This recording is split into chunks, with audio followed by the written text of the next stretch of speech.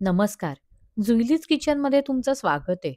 काही दिवसांपूर्वी मी रव्याचा उपमा कसा बनवायचा हे दाखवले होते आणि माझ्या उपम्याच्या रेसिपीला तुम्ही चांगला प्रतिसाद दिला. त्याबद्दल तुमचे मनःपूर्वक धन्यवाद. तर आज आपण बघणार आहोत शेवयांचा उपमा विथ ट्रिक्स अँड टिप्स. हा उपमा कमी तेलात होतो, तसेच हेल्दी देखील आहे. चला तर मग आता आपण साहित्य आणि कृती बघूयात. शेवयाच्या उपम्यासाठी लागणारं आपण आता साहित्य बघूया. सगळ्यात आधी मी भाज्या कुठल्या घेतल्या ते सांगते. मटार, टोमॅटो, कांदा हे सगळं मी एक एक वाटी घेतलंय. तुम्ही तुमच्या आवडीनुसार, चवीनुसार जास्त कमी जास्त करू शकता. गार्निशिंगसाठी कोथिंबीर.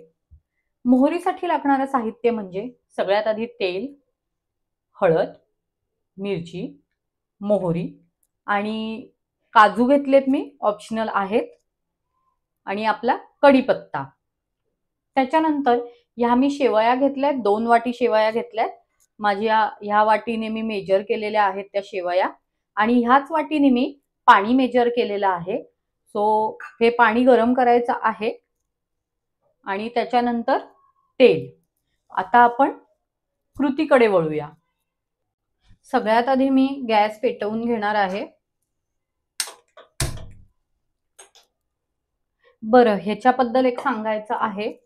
मी कालच एक ऑनलाईन साईटवरनं हे गॅसचं जे कव्हर टाईप असतं ते ऑर्डर केलेलं आहे.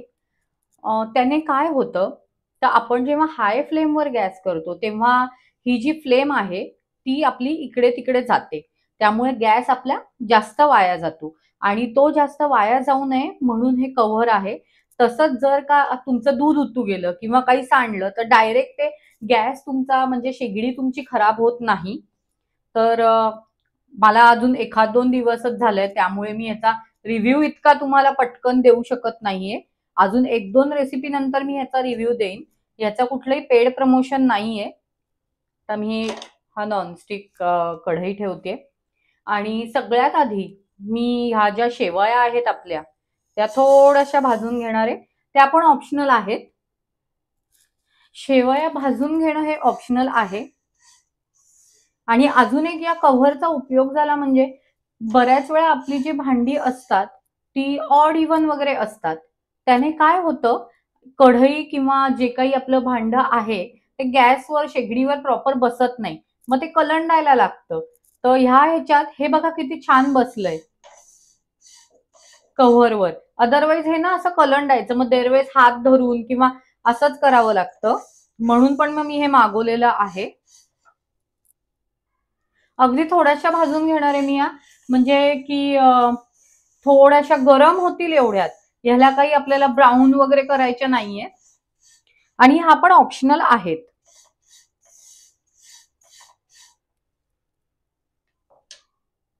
ह्या मी भाजून ह्याच्यासाठीच घेते शेवया, की मला ना शेवयाचा उपमा असा थोडासा मोकळा मोकळा लागतो.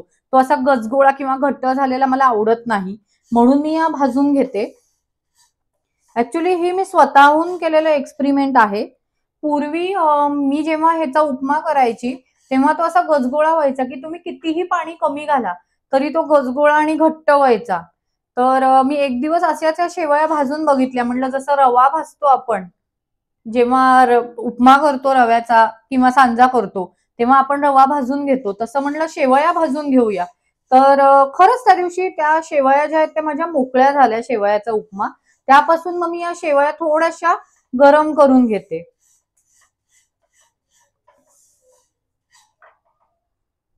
आपल्या शेवया गरम झाल्यात, मी ह्याला एका बाउलमध्ये ट्रान्सफर करून घेते.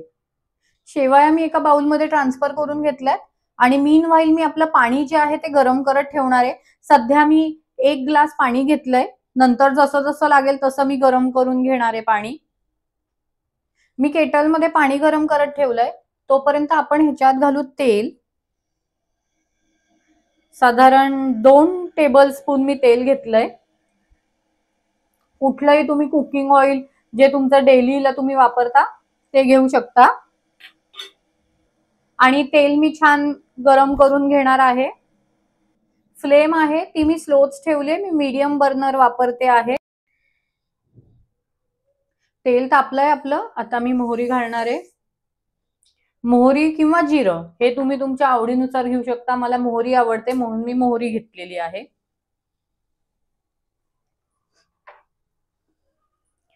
मोहरी तडतडली की त्याच्यात मिरच्या घालायच्या.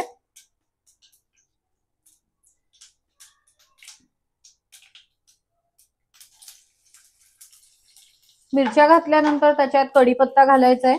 कढीपत्ता ऑप्शनल आहे पण मी घालते कारण त्याने एक वेगळी छान चव लागते.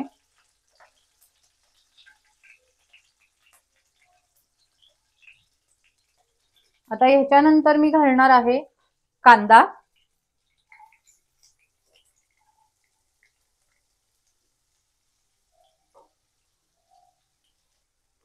कांदा छान परतवणार आहे. रंग वगैरे काही चेंज होण्याची वाट बघणार नाहीये मी. हळद मी सगळ्यात शेवट घालणार आहे म्हणजे आपल्या भाज्या घातल्यानंतर. आता मी घालणार आहे ते म्हणजे मटार. मी फ्रोझन मटार घेतलेत. तुमच्याकडे फ्रेश मटार असतील तर तुम्ही फ्रेश मटार देखील घेऊ शकता. मटार पण छान मिक्स करून घेणार आहे. तुम्हाला पाहिजे तर तुम्ही बॉईल करून घेऊ शकता मटार पण मी डायरेक्टच घेतले. त्यानंतर मी लगेचच घालणार आहे टोमॅटो. टोमॅटो पण छान मिक्स करून घेणार आहे.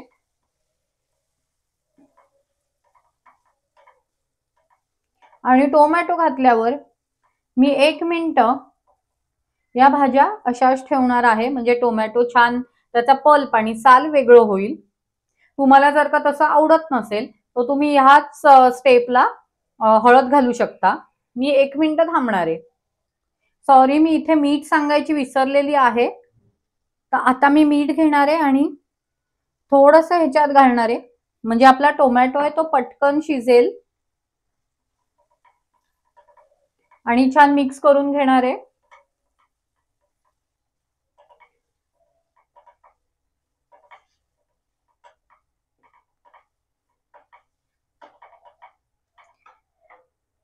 टोमॅटो बऱ्यापैकी शिजलाय. आता मी घालणार आहे 1 टेबलस्पून हळद. तुम्ही आधी देखील घातली तरी चालेल. तसं काही नाही की आत्ताच घालायला पाहिजे पण मी आत्ता घालते म्हणजे हळद पण जळण्याची शक्यता असते.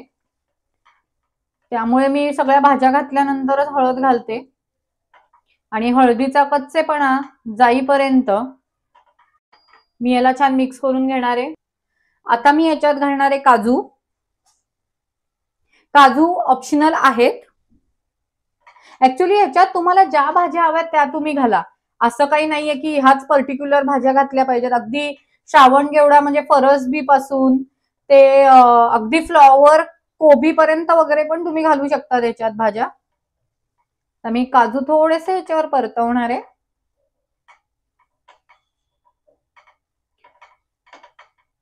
आणि काजू छान परतून झाल्यावर मी ह्याच्यात घालणार आहे त्या म्हणजे आपण ज्या गरम करून घेतलेल्या शेवया आहेत त्या.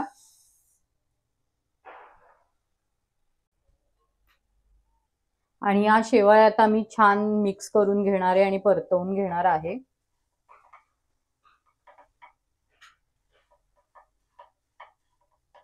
सगळ्या भाज्या ह्याला छान या शेवयांना लागल्या पाहिजे.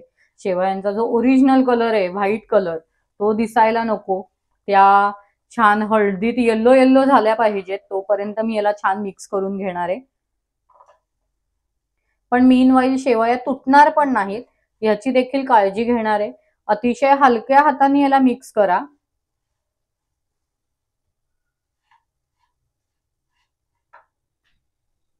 शेवया छान मिक्स झाल्यात.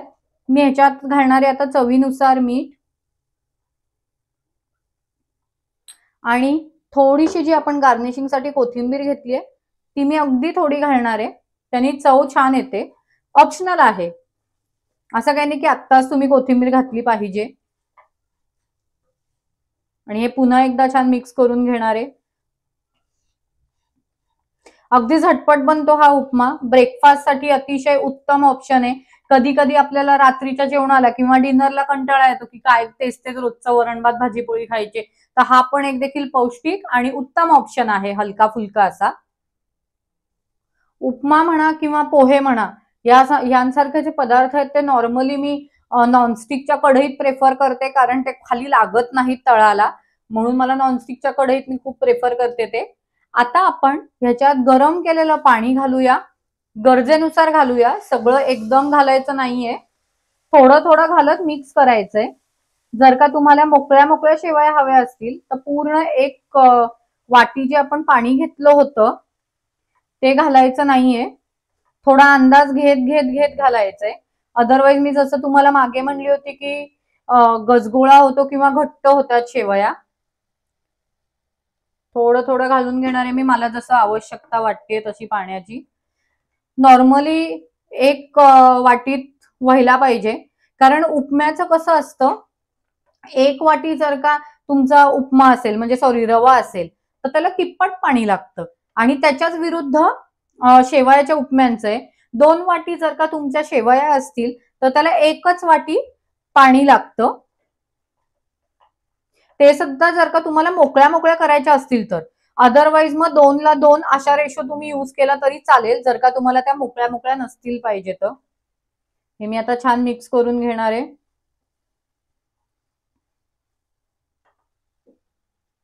उपमा छान मिक्स करून झालाय. आता मी याच्यावर झाकण ठेवणार 4 ते 5 मिनिटासाठी, आणि मधनं मधनं मी हे छान पुन्हा ढवळत राहणार, परतून घेणार, मिक्स करणार. इथे 2 मिनिटं झाली आहेत आणि आता आपण हा पुन्हा छान मिक्स करून घेऊया.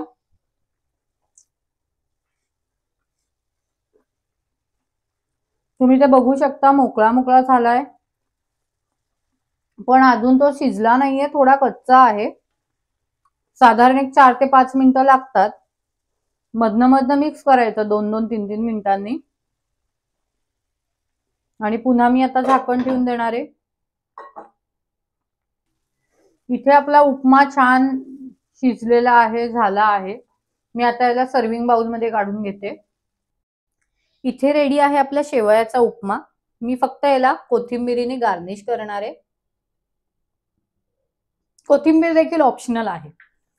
सो हा उपमा तुम्ही नक्की करून बघा, अतिशय हेल्दी असा ऑप्शन आहे, कमी तेलात होतो, ब्रेकफास्ट डिनर साठी म्हणून छान ऑप्शन आहे हा. टिफिन रेसिपी म्हणून पण तुम्ही देऊ शकता. तर आजची ही रेसिपी तुम्हाला कशी वाटली हे मला नक्की कमेंट बॉक्स मध्ये सांगा. तसेच माझ्या चॅनलला अजून लाईक केलं नसेल तर पटापटा लाईक, शेअर आणि सबस्क्राईब करा. असंच भेटूया आपण नेक्स्ट रेसिपीला. धन्यवाद.